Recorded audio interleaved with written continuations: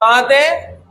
गांधी जी का साबरमती आश्रम जो है 1915 में बनाया गया था और साबरमती नदी के किनारे होने के कारण उसका नाम क्या था? साबरमती आश्रम था। फिर बाद में गांधी जी यहाँ से 1921 में जो है वर्धा चले जाते हैं और वहीं से अपने कार्यक्रम को संचालित करते हैं। तो उस वर्धा में आश्रम के जो संस्थापक व्यक्ति थे उनमें किसका नाम आता है? जमनालाल बजाज का नाम आता है। तो आश्रम का नाम क्या आता है? सत्याग्रह आश्रम। अगर प्रश्न आ जाए सत्याग्रह आश्रम कहाँ था तो सही आंसर क्या आएगा? वर्धा, महाराष्ट्र आएगा।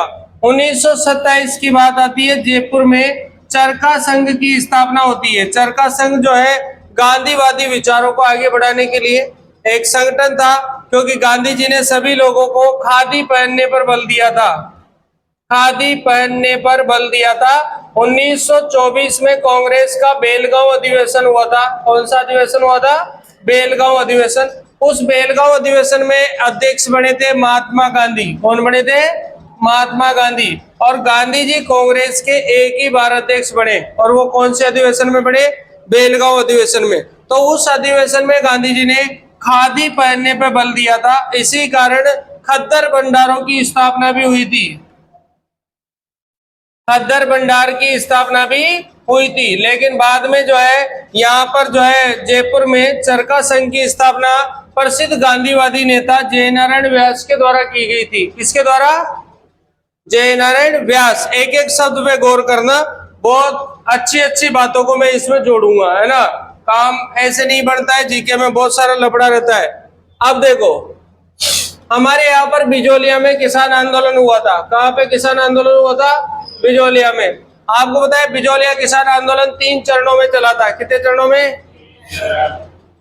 3 चरण। पहला चरण 1897 से शुरू होकर के 1900, ठीक है। दूसरा चरण बताओ,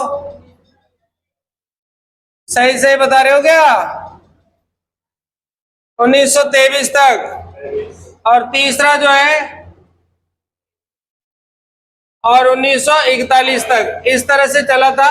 और इसमें जो है पहले चरण, दूसरे चरण, तीसरे चरण, लगभग तीसरे चरण में जो है नाम आ जाता है किसका? जमनालाल बजाज का। थोड़ा सा अलर्ट रहा करो, साथ के साथ कुछ ना कुछ बोला करो। यहाँ मैं कोई तमाशे बताने नहीं आया हूँ, यहाँ तुम सीखने आए हो। मैं सिखा रहा हूँ, मैं जो बातें बता रहा हूँ 1 लाख रुपए की बातें हैं, है ना, फ्री की नहीं है। इसलिए तक्का से अलर्ट रहो, ये कोई तमाशा नहीं है। यहाँ 12 में इतने सारे मास्टर पढ़ा रहे, नोट्स देखना, है ना, पता लग जाएगा क्या पढ़ा रहे। अगला चलो, 1920 में असहयोग आंदोलन हुआ। कौन सा आंदोलन हुआ? असहयोग आंदोलन। उसमें कौन सी उपाधि त्याग दी थी? राय बहादुर की। कौन सी उपाधि त्याग दी थी? राय बहादुर की। यहाँ पे नाम देखा होगा आपने, विनोबा भावे।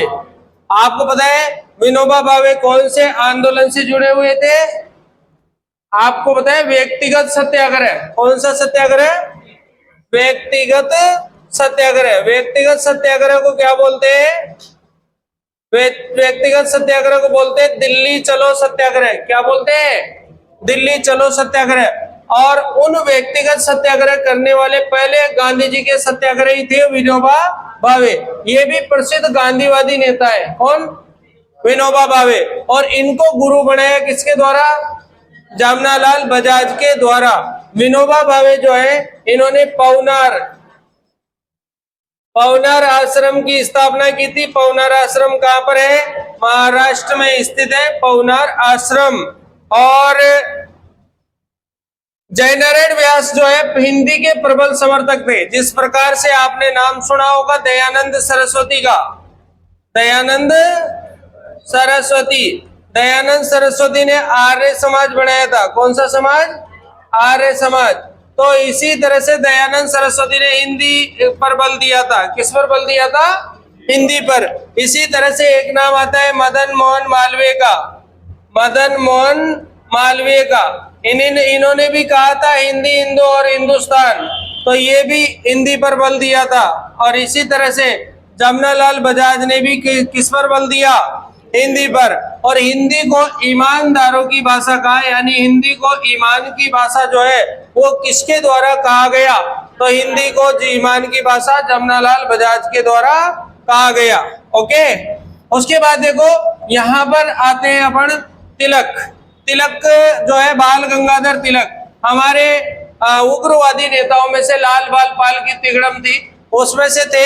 और 1 अगस्त 1920 को बाल गंगाधर तिलक का मृत्यु हो गई थी। उसी टाइम पे जो है असहयोग आंदोलन चला था। असहयोग आंदोलन जो है 1 अगस्त को ही चलाया गया था। कब चलाया गया था? 1 अगस्त को चलाया गया था। उस आंदोलन के समय एक कोष बनाया गया था। उस कोष का नाम क्या था? तिलक स्वराज कोष। उस कोष में हमारे जो है जमनालाल बजाज के द्वारा 1 लाख रुपए का चंदा दिया गया था।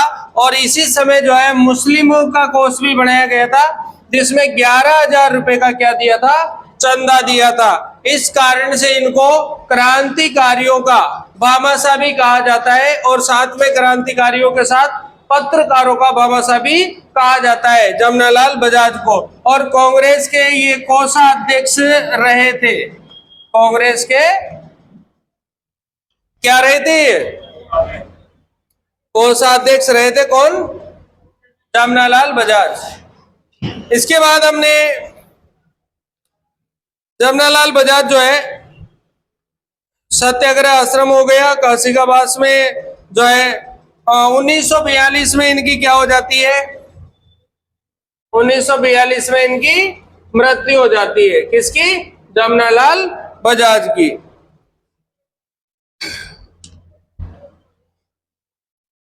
एक नाम आता है जयपुर प्रजामंडल का, वो नहीं लिखा अपन ने इसमें। जयपुर प्रजामंडल जो है उसका जो पुनर्गठन हुआ था, क्या हुआ था? उसमें भी इनका योगदान रहा है। किसका? जमनालाल बजाज का। हालांकि जयपुर प्रजामंडल के पुनर्गठन और संस्थापक दोनों रहे हैं जमनालाल बजाज। तो जयपुर प्रजामंडल के संस्थापक व्यक्तियों में से एक थे जमनालाल बजाज।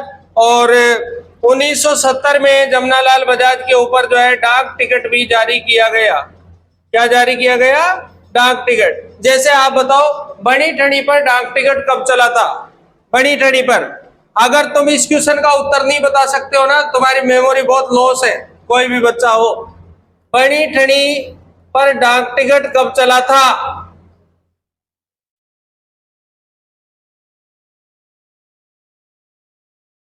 क्योंकि आप लोग जो है वास्तविकता में आप पढ़ नहीं रहे हो। देखो रियल बात ये है, पढ़ने वाला बच्चा इस प्रश्न का उत्तर जरूर पता था, क्योंकि ये प्रश्न मैंने खुद ने पढ़ा रखा है काफी बार। चलिए कोई बात नहीं, इसका आंसर देख लेना आप कॉपी में। अगला चलते हैं हीरालाल शास्त्री। कौन से शास्त्री? हीरालाल शास्त्री। कहाँ के रहने वाले हैं? जोबनेर जयपुर। कहाँ के रहने वाले हैं? जोबनेर जयपुर। राजस्थान के प्रथम मनोनीत मुख्यमंत्री ये थे और प्रथम निर्वाचित मुख्यमंत्री टीकाराम पालीवाल थे। कौन थे? टीकाराम पालीवाल। प्रथम निर्वाचित मुख्यमंत्री कौन थे? टीकाराम पालीवाल। भजनलाल शर्मा कौन से नंबर के हैं? भजनलाल शर्मा कौन से नंबर के हैं? भजनलाल शर्मा 15वें नंबर के हैं। तो यहाँ पर पहले कौन थे? हीरालाल शास्त्री। निर्वाचित कौन है? टीकाराम पालीवाल। और 15वें नंबर पे कौन है? भजनलाल शर्मा। और निर्वाचित एवं मनोनीत कौन है? जय नारायण व्यास। ये निर्वाचित और मनोनीत रूप में मुख्यमंत्री रहे थे। और सर्वाधिक समय तक कौन रहे थे? मोहनलाल सुखाड़िया। मोहनलाल सुखाड़िया ये सर्वाधिक समय तक मुख्यमंत्री रहे थे अपने। और पद पर मरने वाले मुख्यमंत्री कौन थे? बताओ। दरबारा सिंह राज्यपाल थे। कौन थे? बरकतुल्ला खान। और प्रथम महिला कौन थे? वसुंधरा राजे सिंधिया। देखिए इनकी पुत्री जो थी हीरालाल शास्त्री जो है, इनकी पुत्री के नाम पर इन्होंने एक महिला विद्यालय खोला निवाई टोक में। कहां पर खोला?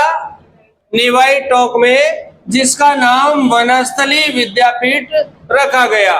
आज की तारीख में ये शांतिबाई के नाम पर खोला गया वनस्थली विद्यापीठ महिला शिक्षा का राजस्थान में सर्वश्रेष्ठ केंद्र है।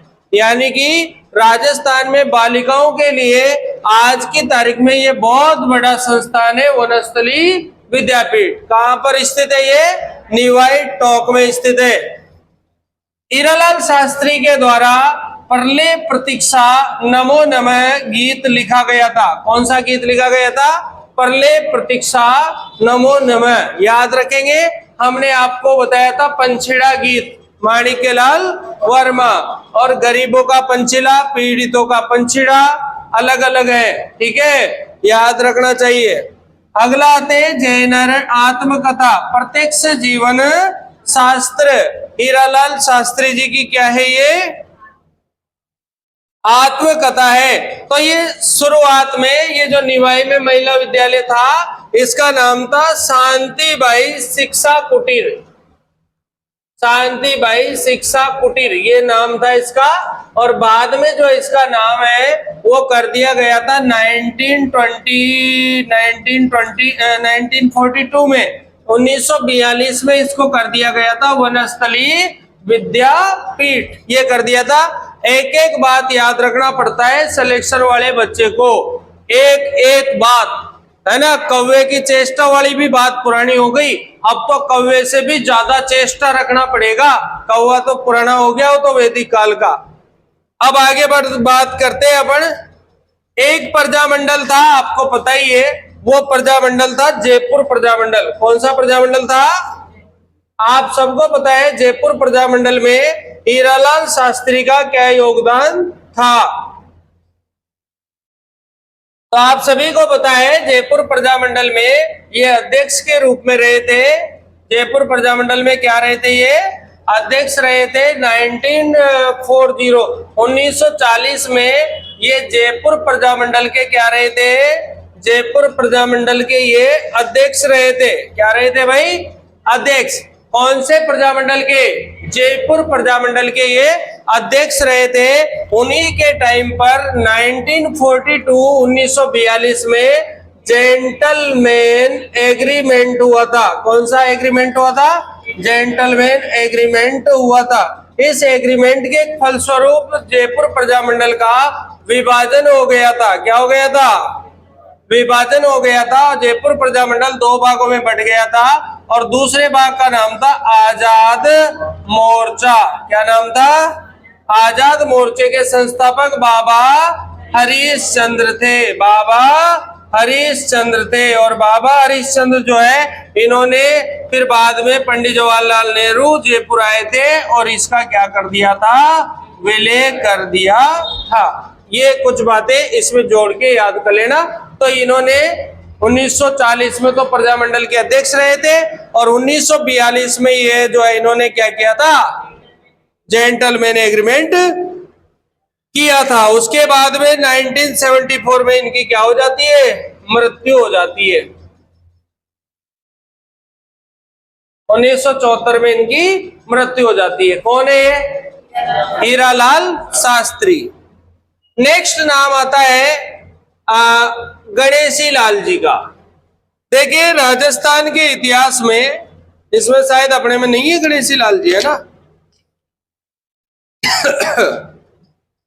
इसमें नहीं है। देखिए गणेशी लाल जी का उपनाम जो है क्या है? उस्ताद। जैसे हमने उपनाम में देखा कप्तान। कप्तान किसका नाम देखा हमने? दुर्गा प्रसाद चौधरी का नाम देखा। किसका नाम देखा भाई? दुर्गा प्रसाद चौधरी का नाम हमने क्या देखा? कप्तान नाम देखा। इसी प्रकार से उस्ताद नाम किसका देखा हमने? गणेशी लाल जी का। जैसे हम रानी जी, कौन सा नाम देखते हैं? रानी जी। तो रानी लक्ष्मी कुमारी चुंडावत का नाम। ऐसे हम आगे के नाम से बहुत सारे प्रश्नों के उत्तर आते हैं। जैसे वल्लभ भाई पटेल के आगे लगाते हैं सरदार, तो वो सरदार किसे कहते हैं? ऐसा पेपर में प्रश्न आ जाता है। उस्ताद किसे कहते हैं? गणेशी लाल जी को कहते हैं। जोधपुर प्रजामंडल के क्या थे? सदस्य थे। और इन्होंने गरीबों की आवाज, बेबसों की आवाज, इंकलाब के तराने, ऐसी प्रसिद्ध पुस्तकें लिखी है। तो गरीबों की आवाज, बेबसों की आवाज और इंकलाबी तराने किसकी पुस्तकें हैं? तो आंसर क्या आएगा? गणेशी लाल जी की पुस्तकें। कर लोगे? ठीक है। अगला डूंगर जी और जवाहर जी, राजस्थान के क्रांतिकारी लोक देवता। राजस्थान के कौन से लोक देवता है? क्रांतिकारी लोक देवता। और क्रांतिकारी के साथ साथ कौन है? काका और भतीजे। ठिकाना बटोट पाटौदा सीकर का है, वहां का ठिकाना है। और शेखावाटी ब्रिगेड के क्या थे? ये सैनिक थे। आप सबको पता है शेखावाटी ब्रिगेड 1835 में स्थापित हुई थी। कब स्थापित हुई थी? और इसका मुख्यालय कहां पर था? शेखावाटी ब्रिगेड का मुख्यालय कहां पर था? सीकर या झुंझुनू? देखो, याद सबको होता है, ऐसा कोई इंसान नहीं जिसको याद नहीं होता है। पेपर में कंफ्यूज होता है और वो कंफ्यूज से नौकरी जाती है। एक क्वेश्चन में कंफ्यूज हुआ, नौकरी गई, ऐसे होता है। तो यहां पर क्या आंसर आएगा? झुंझुनू। यहां पर बात करते हैं, नौकरी छोड़ने के बाद अमीरों को लूटने का काम किया और उनसे जो धन प्राप्त होता था उसको किसको बांट देते थे? गरीबों को बांट देते थे। इसलिए गरीबों के भी क्या है? देवता के रूप में माने जाते हैं। रामगढ़ जयपुर के सेठ दड़सा मल, कौन से मल? दड़सा मल, अनंत राम को इन्होंने लूटा था और उसका धन जो है पुष्कर में जाकर के बांट दिया था। कहां पे जाके बांट दिया था? पुष्कर में जाकर बांट दिया था। किसने? डूंगर जी और जवाहर जी ने।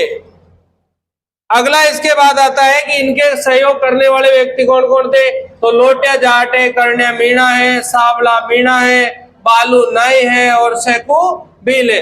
इन सब ने जो इनको जो है कैद कर लिया गया था आगरा में, उस आगरा की कैद से इनको वापस छुड़ाया था। ठीक है, किसने छुड़ाया था? इन सब ने छुड़ाया था मिलकर के। उसके बाद में लास्ट में आ जाते हैं कि नसीराबाद छावनी का नाम सुना ही होगा आपने। नसीराबाद छावनी की स्थापना भी 1818 में हुई थी और राजस्थान की जो पहली छावनी थी वो नसीराबाद छावनी ही थी। राजस्थान की पहली छावनी कौन सी थी? नसीराबाद थी। और राजस्थान में 1857 की क्रांति भी जो पहली बार जिस जगह पे हुई वो कौन सी थी? नसीराबाद ही थी। तो वहां पर जो है इन्होंने लूट लिया था और जो तखत सिंह थे उसने इन पर क्या चलाया था? मुकदमा चलाया था। तो उसके बाद एक बीकानेर है। तखत सिंह उस समय कहाँ के थे? जोधपुर के थे। उसके बाद ये बीकानेर में रतन सिंह शासक थे और इन्होंने रतन सिंह को भी लूट लिया था। बाकी रतन सिंह ने इनका थोड़ा सा सहयोग किया था और इनको अंग्रेजों को नहीं सौंपा था। तो अगर अप्रत्यक्ष रूप से बात करें हम तो बीकानेर के रतन सिंह ने जो है ये डूंगर जी का थोड़ा सा क्या किया था? सपोर्ट किया था। तो ये जोधपुर और बीकानेर को भी इन्होंने क्या किया था? लूटा था। तो नसीराबाद को भी लूटा था, जोधपुर को भी लूटा था, बीकानेर को भी, और गढ़साराम जो था उसको भी इन्होंने लूटा था। ठीक है, तो यहां पर ये हो गए। सागरमल गोपा हम पढ़ चुके हैं। सागरमल गोपा पढ़ा है ना हमने। अब अगली क्लास में हम जो है वैसे दो क्रांतिकारी और हमने पढ़े हैं, वो पहले हम पढ़ चुके हैं बीच में, एक मोतीलाल तेजावत और एक गोविंद गिरी। इनके बारे में हम पढ़ चुके हैं। एक बच रहा है हमारे पास विजय सिंह पथिक, लास्ट है विजय सिंह पथिक, उनके बारे में हमें पढ़ना है। तो नेक्स्ट क्लास में हम विजय सिंह पथिक के बारे में पढ़ेंगे। थोड़ा बहुत हम आपको अभी बता देंगे। तो क्या रहेगा अगला? विजय सिंह पथिक, विजय सिंह पथिक। और दो उपाधियां इनकी, एक तो राष्ट्रीय पथिक और एक इनकी उपाधि है महात्मा। आपको ये बताना है कि ये किसने कहा था